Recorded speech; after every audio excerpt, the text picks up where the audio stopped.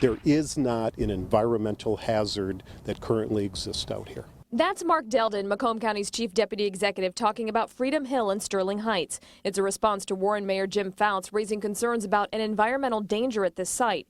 Fouts told us yesterday there was illegal dumping of dirt here. Today, he made a new post on Facebook detailing what he says was the damage done here. Did something unexpected happen when the dirt was brought in? We don't know. That's why we brought in the experts. And again, for the mayor to suggest that a bunch of things went wrong, we're waiting for the report. After our interview with Delden, geologist Greg Barrows with the MDEQ returned my call and said that when dirt was brought in for a berm at this site, the weight of the material pushed down on the landfill, destroying some methane vents and causing leachate to seep at the surface. That's when water moves through the landfill and picks up contaminants.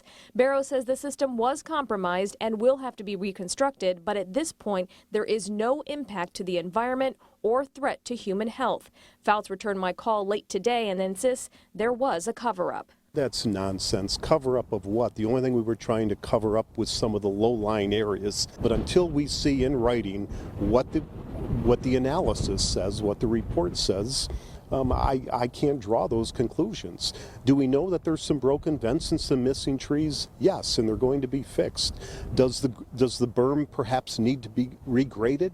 Possibly, but that will be done at no cost to the taxpayers. In Sterling Heights, Anu Prakash, 7 Action News.